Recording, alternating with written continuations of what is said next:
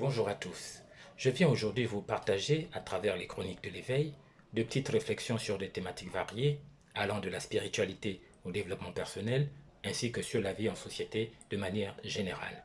Aujourd'hui, nous allons parler une fois de plus de spiritualité. Je vous propose d'aborder cette fois-ci le noble sentier octuple menant à la cessation de la souffrance. Dans un article précédent, nous avons abordé les généralités sur Maga, la quatrième noble vérité du bouddhisme, qui est en réalité le noble sentier octuple.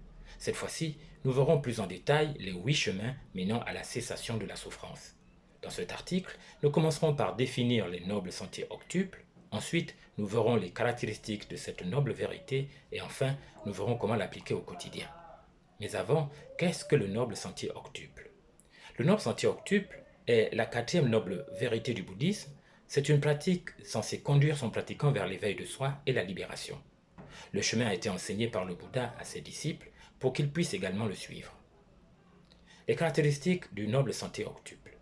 Le noble sentier octuple est un concept central du bouddhisme, présenté par le Bouddha comme la voie menant à la cessation de la souffrance dukkha et à l'atteinte du nirvana. Il est également connu sous le nom de chemin du milieu car il évite les extrêmes de l'auto-indulgence et de l'ascétisme sévère. Le noble sentier octuple se compose de 8 pratiques ou membres regroupés sur les catégories principales suivantes: la sagesse, l'éthique et la méditation. Voici ces 8 pratiques. 1. Vue juste. Comprendre la réalité telle qu'elle est, notamment les 4 nobles vérités. 2. Intention juste. Adopter des intentions de bienveillance et de renoncement. 3. Parole juste. Éviter les mensonges, les paroles blessantes et les bavardages inutiles. 4. Action juste. Agir de manière éthique en évitant de nuire aux autres. 5. Moyen de subsistance juste. Gagner sa vie de manière honnête et éthique.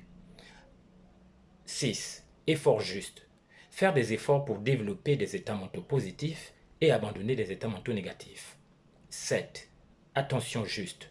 Maintenir une pleine conscience de son corps, de ses sentiments, de son esprit et des phénomènes. 8. Concentration juste. Développer la capacité de concentration profonde et méditative. La compréhension de la vue juste est le rôle préliminaire et est également le précurseur de l'ensemble du noble sentier octuple. Le pratiquant doit d'abord essayer de comprendre le concept de la vision juste. Une fois que la vision juste a été comprise, elle inspirera et encouragera la formation d'une intention juste chez le praticien.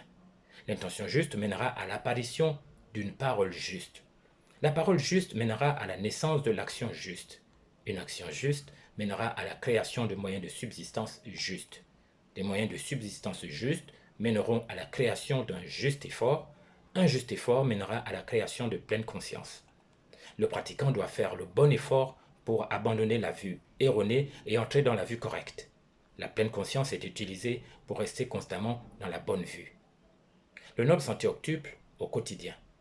Pratiquer le noble sentier octuple au quotidien peut transformer notre vie en apportant plus de paix, de clarté et de compassion. Voici quelques suggestions pour intégrer chaque aspect dans notre routine quotidienne. 1. Vue juste. Prenons le temps chaque jour de réfléchir aux 4 nobles vérités et à la nature de la souffrance. Essayons de voir les situations avec clarté et sans jugement. 2. Intention juste. Commençons notre journée en fixant des intentions positives comme être bienveillant envers les autres et nous-mêmes. Évitons les pensées de haine ou de malveillance. 3. Parole juste. Faisons attention à nos paroles. Essayons de parler avec honnêteté, gentillesse et utilité. Évitons les commérages et les critiques inutiles. 4. Action juste. Engageons-nous dans des actions qui ne nuisent pas aux autres. Cela peut inclure des actes de gentillesse, du bénévolat ou simplement être attentif à ne pas causer du tort. 5. Moyen de subsistance juste.